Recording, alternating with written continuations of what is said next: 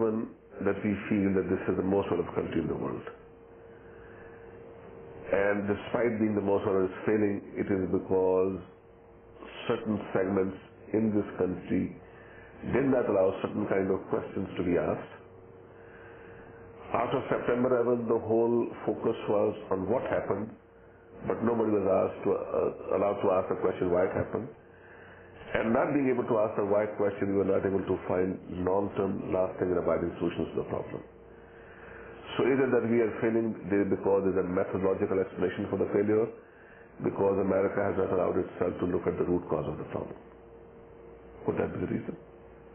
Perhaps, but surely, in my view, when we look at what happened on 9/11, the citizens of this country rely on intelligence agencies to protect us, to protect our country, and their role is to ensure that something like this doesn't happen. And when we see the response to 9/11 being that a certain community is targeted because they feel that this will better protect us, this clearly, in my view, is an intelligence failure. And that happened clearly in my case, where because I was a serving Muslim chaplain and interacting with the Muslim prisoners, I was then suspected of colluding with the prisoners and accused of these heinous crimes. This was a clear intelligence failure. It was the intelligence agencies, the FBI, the military intelligence personnel who was behind this, and it was a complete failure.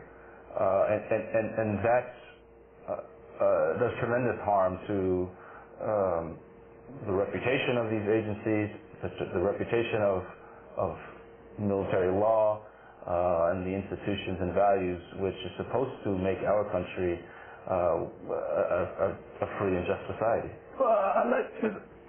I still wonder what happens from September 11 up till today. Whether it is a continuity of that historical mishap in the American society when at the time of emergency or time of war, civil rights of certain group has been confiscated, as the Supreme Court judge mentioned, David Cole mentioned that, or it is more than that, because sometimes it looks like that it is a failure of, it's a civilizational failure. Because the whole thing has been built around a lie or some other planning.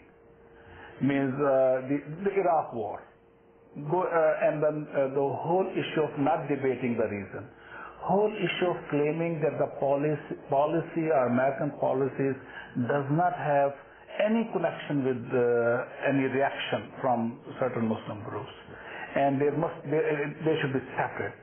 And whole notion of Islam has to be reformed, Muslims have to be reformed, and then presenting Iraq right now, this issue of Shia-Sunni issues, it's just not talking about occupation, not talking about why they built up and making, I heard about shifting stands, but now shifting stands on Iraq are going on.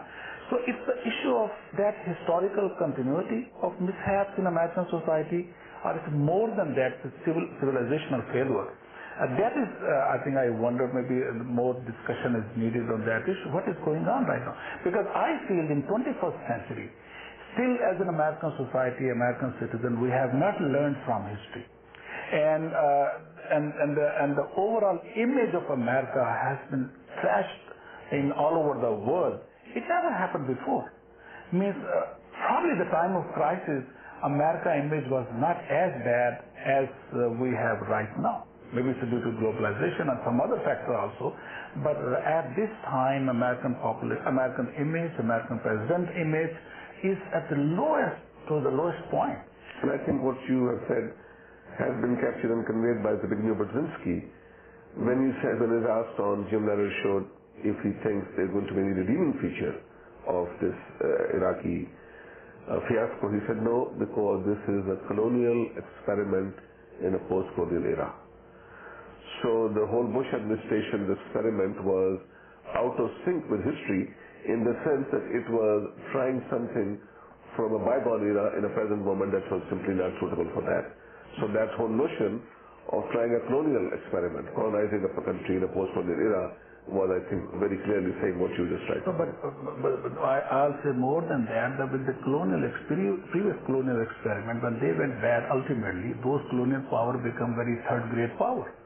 Whether it is only the Bush presidency or the whole American empire. Means what would be the impact of that? If the colonial failure in the post-colonial era will be ultimately only the failure for the Bush presidency, or for the American. But I think that there are two people who reflected on that, is Noam Chomsky and Zbigniew Brzezinski, not very much similar thinkers, but coming to the same conclusion. They believe there is one last chance, the last chance, the second chance, the last time the book will come out, and the last chance is to correct yourself and provide a democratic leadership, a humane leadership to the world, or you are sort of going to be condemned to the same dustbin of history as other colonial powers. That's the point I was saying, that unfortunately right now, even for example, Democrats come to power, the overall state structure, as Eisenhower said, the military-industrial complex, or as John Perkins said, the corporatocracy, is so much, their impact is so abundant here. I'm afraid that whether any change leadership will change any make any meaningful impact. Yes. Yeah. You see, again, the structure of the whole may be too great, but it is not going to slow down or sidestep historical patterns and consequences. The greater the hold, the greater the likelihood of failure, because they are unable to change, and they are unlikely to allow anybody else to help them change. So sometimes having greater power is actually a greater recipe for disaster. Because if you are less powerful, other people can stop you from self-destruction. If you are too powerful, then nobody can stop you from self-destruction. So this corporatocracy may be too powerful, but their power may be the source of their own destruction.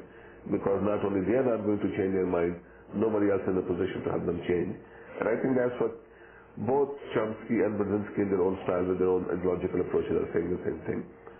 Well, it has been a discussion where we have talked about a large number of issues, starting from the issue of community, its feeling of despair, anguish, anxiety, young people feeling frustrated, seeing betrayal of American goals and ideals, individual lives put at risk.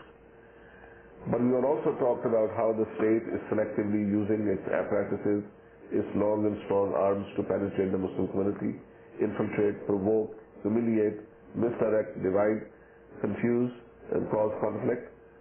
But we also looked at the history of struggles. People stand up, fight back, and protect their rights, and Muslims are doing the same thing. And we also talked about the larger pattern of history as captured by Dr. Bukhari, echoed by other people, that this is a choice between either correcting yourself and being consistent with the 21st century, or continuing the patterns of European colonialism and being condemned to the dustbin of history. We will continue this discussion in other sessions. Thank you very much.